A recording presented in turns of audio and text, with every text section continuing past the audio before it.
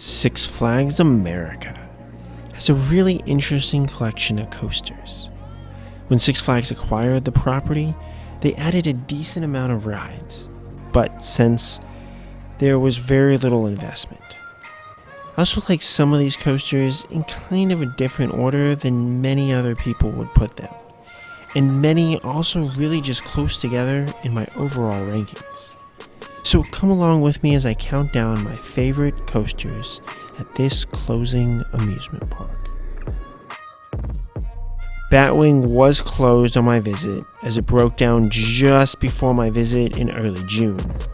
As this was my number one bucket list coaster, this closure and the inability to ride it really stung. Number 8. Firebird. This coaster is a solid layout with a strong drop and fun turns. Even if it has less inversions than other B&M inverts, it does a lot of things well with its strong and fun elements.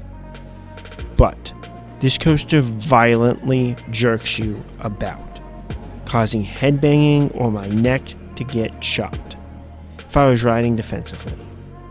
So despite its pretty nice layout, I just could not stand the pain of riding this coaster.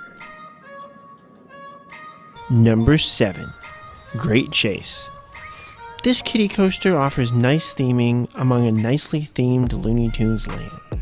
With an okay first drop, helix, and 3 quasi bunny hills on the turnaround, this offers a complete kiddie coaster even if none of the elements stand out too much. Though that first quasi bunny hill is a pretty good jerk. Number 6. Ragin Cajun. This spinning wild mouse gives good laterals in the first section, as well as great spinning on most all of the second half, at least on my rides. As the easiest version of these I've had to spin, it offers a fun ride. Laterals during the spinning section, though, were lacking, so I have had better experiences on these types of coaster. Number 5. Joker's Jinx. Towards the back, this felt very similar to Poltergeist at Six Flags Fiesta Texas, but up front, I got added airtime through the Cobra Roll and various mini drops throughout the Spaghetti Bowl. This layout is my definition of a solid, mid-sized roller coaster, as it has some decent inversions and a fast, twisted layout without being too wild or extreme, and Joker's Jinx delivered. Number 4. Wild One. This 100-year-old coaster offers a fine ride with decent drops and a very fun lateral-filled finale.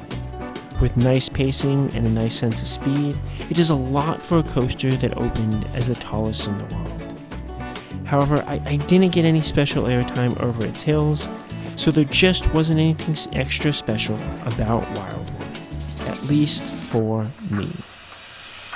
Number 3. Roar. This coaster is often considered too rough, and it did squarely beat me up on a few of my rides. Still, it just edges out Wild One as its layout is much more aggressive, and its drops really deliver as solid coaster elements, at least at times. Number 2. Professor Screamore's SkyWinder. I am a fan of SLCs, so it is nice to see this layout with a refurbishment and new trains. With a solid first drop and fun inversions, this layout does a lot of things well. The inline twists can be a bit much, but that doesn't take away from the fun of this coaster. Still, it can shake you a lot, especially towards the back. The theming of the area as a whole is also another great plus with this coaster. Number 1. Superman Ride of Steel. As a clear number 1 for this park, this hypercoaster could do a few things better. The first drop is only decent, and the long helixes of positive G's really aren't my favorite, especially with how long they are. The 2 airtime hills offer a nice change in pace, and that bunny hill finale adds that extra touch that this coaster needs to separate it from other solid but not extra great coasters. Which coasters are your favorite at Six Flags America?